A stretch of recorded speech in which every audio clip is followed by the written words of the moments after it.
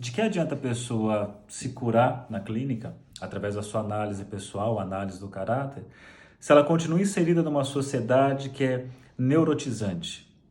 Neurotizante, o Reich vai dizer, por conta do sistema capitalista em que nós vivemos e nos configuramos. Aliás, o complexo de Édipo, ele tem a ver com esse sistema capitalista.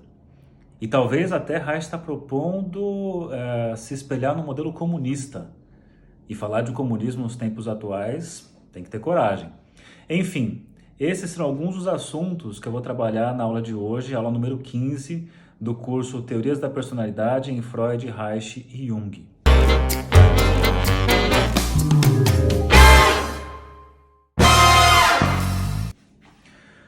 Bom, pessoal, estamos no livrinho Teorias da Personalidade em Freud, Reich e Jung.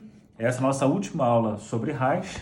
Você também pode seguir a coisa aqui no nosso resuminho. Esse resuminho, PDF, acredito que a maioria aí já tem. Quem não tem, quer seguir, é só você lá no Telegram. Ah, mas eu não tenho Telegram. Baixa. Ah, mas meu celular não tem espaço. Limpa coisas que você não usa e põe o Telegram que você vai gostar. Vai lá no Telegram, procura lá o canal Saulo Durso Ferreira Psi, igual está escrito aqui. Se inscreve no canal e lá você tem postado vídeos, os PDFs, os esqueminhas. Eu ainda estou preenchendo algumas coisas, porque eu estou tentando agora concentrar todos os grupos que eu montei num único canal. Como estava muito disperso, acho que vai ficar uma coisa mais organizada. Então entra lá que você acha esse material. Entrou lá no canal, vai rolando assim que você vai achar tudo postado. Bom, então falei para vocês que o assunto de hoje é um assunto que vai para além da questão da clínica, pensando na clínica como modelo de tratamento individual dentro do consultório, e vai ter um posicionamento interessante de Reich, que vai fazer uma crítica social, cultural, política, né? Esferas aí perigosas de se dizer nos dias de hoje, que na época de Reich custou muito caro para ele, foi expulso de tudo quanto foi movimento, e no fim das contas foi preso e morreu na prisão, enfim. Mas vamos lá, tentar trazer um pouco desse cara que foi tão à frente do tempo e que pagou um preço caro por isso. No livro, página 13, nós estamos, página 110, desculpe, capítulo 13, que vai dizer sobre críticas que o Reich vai tecer com relação à psicanálise, que vai tocar na esfera política, né? Então já vai vendo a coisa onde vai chegar, e vai dizer assim, 4 conceitos interessantes com relação à crítica que o Reich vai fazer. Você tem o primeiro conceito, o processo de sublimação. O segundo, o princípio da realidade. O terceiro, a formação do inconsciente. E o quarto, o complexo de Édipo. Vamos ver aqui o que vai ser dito. Você pode seguir tanto aqui. Vou pegar uns trechos aqui do esqueminha que tem o seguinte. Bom, começa assim, sublimação, formação reativa, que é o título que está aqui no livro. E tem aqui, tendo tomado consciência do desejo sexual e eliminado suas inibições, então estaria tudo resolvido? Errado. Por quê? O indivíduo defrontar-se-á novamente com a mesma pressão social que levou à neurose. Então a pessoa se cura, mas ela continua inserida no lugar que a adoeceu neuroticamente, encouraçadamente, numa sociedade encouraçadora. Por isso que ela vai chegar na seguinte conclusão: a restrição à plena realização sexual é um fato social. Viram só? É um fato social, então não adianta simplesmente eu trabalhar isso na clínica se não tiver uma revolução social e política. Olha só onde ele está chegando, né? Os pontos que ele vai tocar. Se você seguir no livro, na página 111, você tem a solução dada por Freud, que a solução vai ser a sublimação. Então ele vai dizer aqui, né? Deixa claro que o objetivo do tratamento, Freud, né? Deixa claro que o objetivo do tratamento não se trata da livre expansão da sexualidade. Ou seja, a tomada de consciência de seus desejos sexuais liberta o indivíduo da determinação inconsciente, mas sem dúvida tais pulsões são naturalmente antissociais. Então a pessoa não pode simplesmente exercer sua livre expansão da sexualidade por aí, porque ela vai ter problemas, porque tudo isso é antissocial. Porque é uma sociedade repressora, claro. O princípio da realidade deve, portanto, estabelecer-se aí, possibilitando ao desejo dominar seus impulsos, sem, no entanto, recalcá-los de volta inconsciente. A repressão ao pré-consciente, à condenação voluntária dos desejos antissociais, permitirá o desvio de tais impulsos para fins socialmente valorizados, através da sublimação. Então, para Freud, apesar dessa impossibilidade da livre expansão sexual, que seria algo antissocial, ele vai dizer que essa energia não vai ser reprimida mais uma vez, mas ela vai ser canalizada, vai ser deslocada, vai ser investida em questões socialmente, culturalmente aceitas e valorizadas, que é a sublimação. O problema é que o Reich está dizendo que esse socialmente aceito, valorizado, etc. e tal, é dentro de uma sociedade que é repressora. Então, eu não vou conseguir dar conta desse quantum de energia, essa energia agressiva, sexual inicial, via sublimação. O que vai ser necessário, como já falamos lá na aula sobre descarga orgástica? Associado à sublimação, eu necessito que aconteça, que ocorra a descarga orgástica. Para isso, eu tenho que pensar num tipo de sociedade em que exista a possibilidade de que essa realização sexual plena possa acontecer. Então veja que eu já está propondo aí alguma reformulação social. Vamos seguir aqui. Aí ele diz assim, ó, portanto, não há outra solução. Eu vou ler aqui, porque vai estar falando que eu inventei. Eu não inventei, tá aqui, ó. Olha só. Veja isso. O indivíduo que tem consciência de seus desejos sexuais deve realizá-los. Ó. Deve realizá-los, tá aqui, ó. Portanto, na outra solução, o indivíduo toma consciência de seus desejos sexuais genitais, deve realizá-los. Esta é a única condição para o desaparecimento da neurose, uma vez que se retira desta a energia que a movia, ou que determinava as regressões aos impulsos pré-genitais. É claro, então, deve realizá-las e eu tenho que ter uma sociedade que tenha contexto para que possa acontecer essa realização.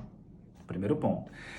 Segundo ponto crítico, a questão do princípio da realidade, que vai dizer assim: o princípio da realidade está diretamente ligado ao que chama de natureza social do homem.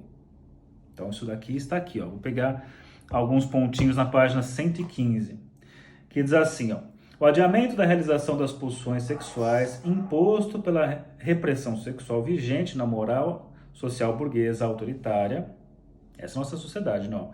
Moral social burguesa autoritária, é fator neurotizante enquanto formação reativa.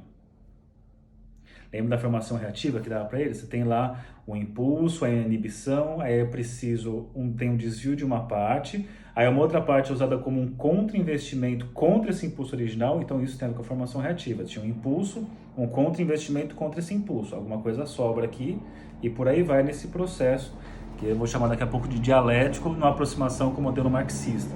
Então, seguindo aqui, ó, Reich não discute a existência de um princípio autorregulador da realidade, mas este deve formar par com o princípio do prazer, como proposto pelo próprio Freud, e não submetê-lo à realidade, viu só?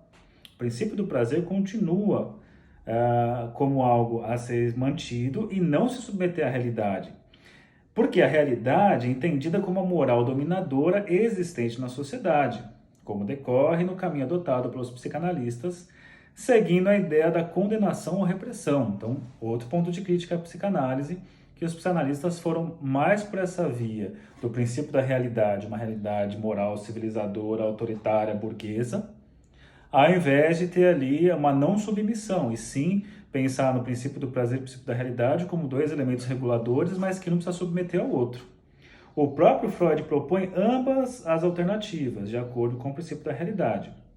Ou o ego agir desvia a satisfação direta das pulsões, ou consciente ou pré-conscientemente reprime-as pela via da razão. E aí, pulando um parágrafo, diz assim, ó: para Reich, o princípio da realidade está diretamente ligado ao que chama de natureza social do homem. Olha que bacana. Ou seja, com sua economia sexual equilibrada, que supõe a realização dos impulsos genitais, eu falei agora há pouco ali, ó, o indivíduo que toma consciência de seus desejos sexuais deve realizá-los. Então, voltando. Ou seja, sua economia sexual equilibrada, que supõe a realização dos impulsos genitais, o homem será capaz, por si só, de inibir seus impulsos antissociais, que são as pulsões pré-genitais, sem necessidade de repressão. naturalmente você vai ter um afastamento desses investimentos pré-genitais. Você pode pensar, por exemplo, quando você pensa em perversão, quando, por mais que seja um termo que tem várias nuances e interpretações ao longo do tempo, mas classicamente se pensa numa perversão como uma prática pré-genital, né? Alguma coisa ali fixada em objetos parciais, coisas desse tipo. E que o Reich está dizendo que isso seria abandonado naturalmente. E aí vai dizer assim, isso automaticamente vai se perder por quê? Porque essas pulsões perdem sua prevalência com a realização genital. Pode então submeter-se ao princípio da realidade, gratificando satisfatoriamente, quer pela sublimação, quer pelos jogos sexuais integrados à relação sexual genital. Quando eu estou falando de relação sexual genital, tem a ver com o caráter genital e não a relação sexual neurótica. Para lembrar disso, retome lá a aula sobre a fórmula do orgasmo para ver a curva neurótica do orgasmo, que para num certo ponto do controle ainda, né, dos movimentos e das fantasias pré-genitais, e a diferença para o caráter genital, que consegue fazer a curva total e chega naquele ponto dos movimentos involuntários e da relaxação, relaxamento máximo. Dê uma olhada lá nessa aula que vai ajudar a pensar nisso. Bom, assim desenvolve-se a civilização em complementaridade com a natureza humana, sem prejuízo de parte a parte. A energia sexual flui livremente entre o trabalho e a relação sexual, predominando a capacidade de amar e o sentimento de potência. Nessa mesma aula, eu acho que eu falo sobre a questão da possibilidade da descarga orgástica, que o Reich vai dizer que as atividades de trabalho, de estudo, de relacionamento com o outro, quando não está associada à descarga orgástica, que tem uma diminuição dessa quantidade de energia, quando você não tem isso, você tem o trabalho como uma obrigação, toda uma relação de competitividade, todos aqueles movimentos pré-edípicos. E quando você tem a descarga orgástica, o sujeito sai desse lugar, sai dessa preocupação em superar o outro, ser melhor que o outro, se comparar com isso, com aquilo. O trabalho não é uma obrigação, mas o trabalho é uma atividade prazerosa. Então, essa é a proposta que ele traz. Bom, o que mais temos aqui? E vai dizer o que mais. O princípio da realidade implica na ação social crítica em favor da liberação sexual e manutenção de uma sociedade não repressora. Então, essa é mais uma proposta, né? Uma sociedade não repressora. Na sequência, o terceiro ponto de crítica, que ele vai trazer a organização social e o inconsciente. Olha que interessante que ele vai entender o inconsciente a partir da organização social. E vai dizer assim, eu vou na página 117, vou ler 3 parágrafos e comentar com vocês. Partindo das formulações freudianas sobre recalcamento primário, Reich busca deixar sempre claro que a formação do inconsciente deve-se à repressão social das pulsões sexuais, ok? Então, o inconsciente, ele se forma a partir do recalcamento, da repressão social das pulsões sexuais. Então, existem as pulsões sexuais, elas não podem ser manifestadas, mantidas na nossa sociedade repressora, burguesa. Então isso precisa ser reprimido, e isso cria essa clivagem que caracteriza a formação do inconsciente. De um lado, vê uma distinção básica no mecanismo energético das duas pulsões, que explica por que as pulsões sexuais movem a força produtiva do homem e do seu psiquismo, enquanto as pulsões de autoconservação constituem apenas a base da necessidade sobre a qual se assenta a ideologia e o modo de produção, não desempenhando nenhum papel imediato na formação do psiquismo. Beleza. Então, ele está dizendo aqui que a base para se pensar a formação do inconsciente é a pulsão sexual. A necessidade de alimentar corresponde a uma diminuição da tensão interna pelo acúmulo da energia. A necessidade sexual corresponde a uma diminuição da tensão pela descarga da energia. Assim, a energia sexual é o agente organizador do psiquismo. Então, o psiquismo se organiza a partir da energia sexual. Essa energia sexual ela é reprimida, criando o inconsciente. E o seu recalcamento é responsável pela origem do inconsciente. Outra diferença básica entre pulsão sexual e de autoconservação é que essa não pode ser recalcada, pois exige satisfação direta para a sobrevivência do organismo. A de autoconservação. Já a pulsão sexual é muito mais móvel, permitindo adiamentos ou desvios em seu trajeto até a satisfação. Em resumo, a pulsão de autoconservação, sei lá, comer você tem que comer, se você não comer você morre. Agora, pensando na sexual, faz muita falta, mas você pode adiar, isso tem essa possibilidade. Então, você tem essa distinção. Portanto, as pulsões sexuais de um lado e os sistemas sociais de outro são os responsáveis pela formação do conjunto psíquico. Então, o conjunto psíquico tem a ver com essa articulação das pulsões sexuais, que tem a possibilidade de adiamento, né? Junto com os sistemas sociais. Vamos pensar nas formas sociais, capitalismo, por exemplo, comunismo, socialismo. Essa relação do pulsional sexual com os sistemas sociais vai caracterizar o conjunto psíquico. Porém, assim como a superestrutura social não foi sempre como a conhecemos, comportando uma gênese dialética da mesma forma, os processos psíquicos não se comportaram sempre os mesmos conteúdos hoje conhecidos. Então, ele está dizendo o seguinte: então, se a gente pensar nos sistemas sociais, eles vão se formando ao longo do tempo dialeticamente. De uma forma, aí você tem uma antítese a essa forma, tem um resultado disso, aí você tem uma nova forma, essa nova forma vai ter um ponto de crítica, vai se reconfigurar e tem um novo disso, vai fazendo sempre esse esquema. E ele vai dizer, e os impulsos sexuais da mesma maneira se configuram. Aí ele diz aqui, esta compreensão coloca em xeque, por um lado, conceitos fundamentais como o complexo de Édipo, fundado que está em uma superestrutura social específica, organizada sobre a família compulsória e o casamento monogâmico, de que deriva a situação triangular. Ele está dizendo que o complexo de Édipo ele tem sentido dentro de uma família que respeita certa estrutura. Uma estrutura triangular, você tem lá a criança, por exemplo, a mãe, a possibilidade do narcisismo e o pai como interditor. Essa estrutura triangular é que pode levar a pensar no Édipo.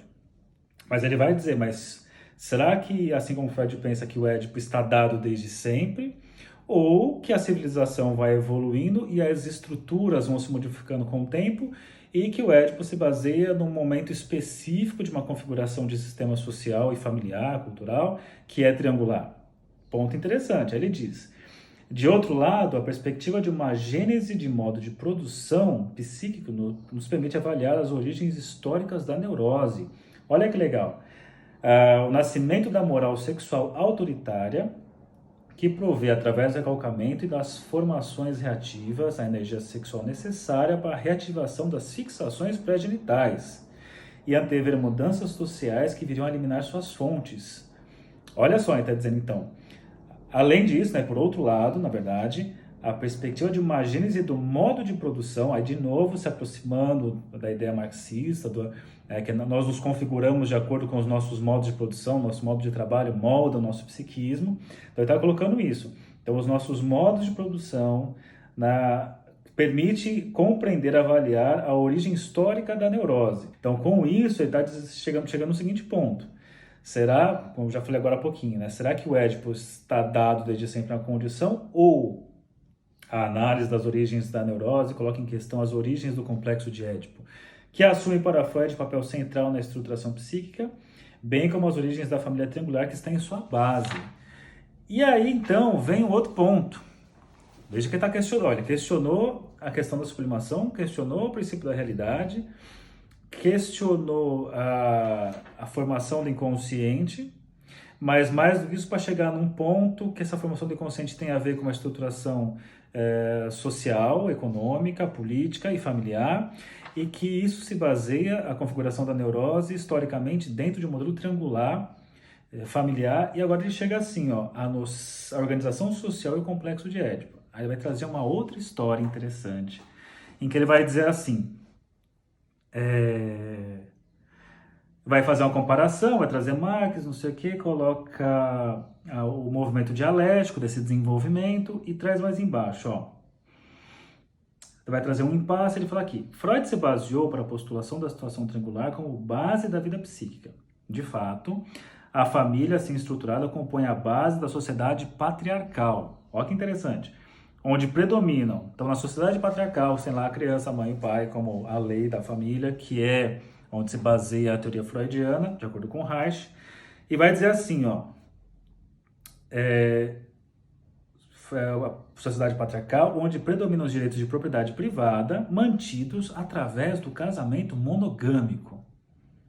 Ou você acha que casamento, monogamia e toda essa fantasia em torno do que é um casamento, de como se configura religiosamente, socialmente, não tem a ver com controle social, econômico de pensamento e coisas do tipo, né? Tem tudo a ver com política. No entanto, na sociedade matriarcal, a situação é bem outra. Olha que interessante isso. Reich analisa a origem da família e vai pegar aqui, ó, habitantes das ilhas Trobriand, no noroeste da Melanésia. E vai trazer aqui umas coisinhas, ó. Os trombiandeses, conhece os trombiandeses? Dê uma olhada lá no YouTube que tem umas matérias interessantes.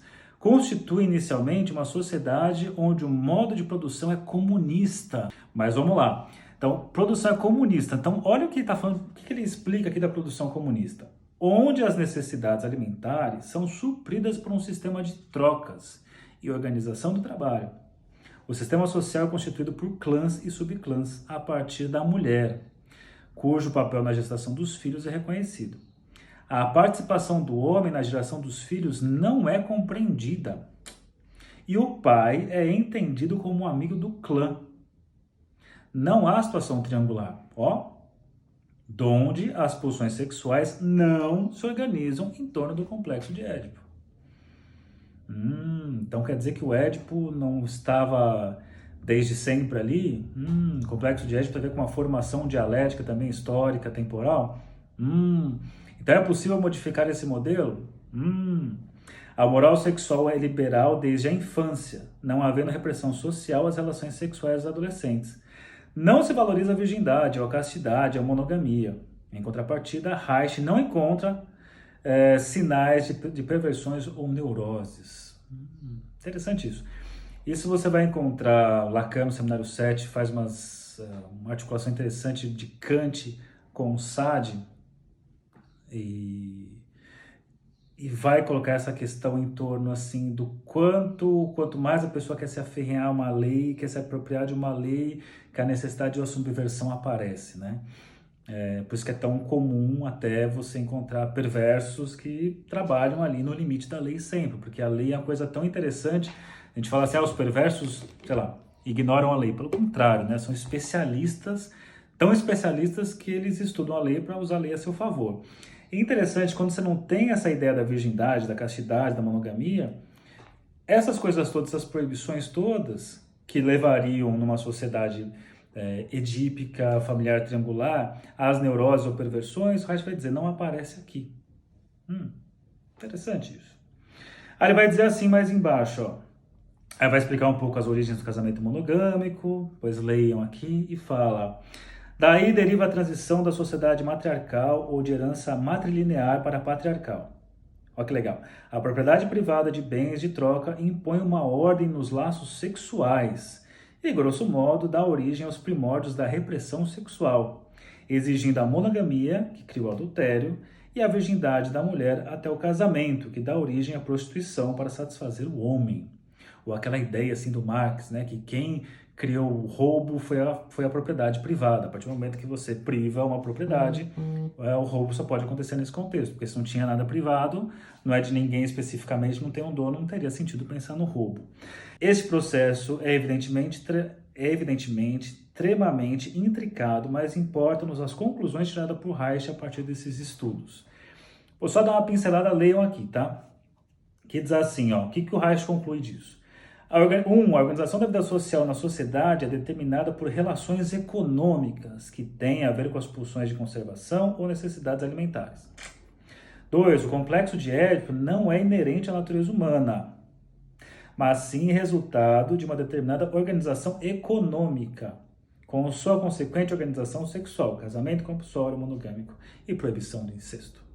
Depois... 3. A origem da repressão sexual remonta à passagem da sociedade matriarcal para patriarcal. 4. A regulação moral da vida sexual dada à economia específica da sociedade burguesa é condição para a manutenção desse modo de produção, portanto, o recalcamento das pulsões sexuais necessários, não por estes serem antissociais, mas por serem contrários à organização específica do modo de produção capitalista. Reich, hoje em dia, se na época já foi perseguido, Se bem que hoje a gente está mais à frente, deveria estar mais maduro em termos de pensamento. Eu não sei, acho que ele se daria mal tanto na época que foi quanto agora. A família monogâmica compulsória constitui o núcleo básico da propagação da ideologia da classe dominante, através da educação sexual repressiva. Depois, a inibição precoce das pulsões sexuais, submetida, portanto, ao modo de satisfação das pulsões de conservação, modifica a estrutura psíquica. Lembra do processo dialético que vai ter de modificação da estrutura psíquica? Enraizando no indivíduo a ideologia conservadora.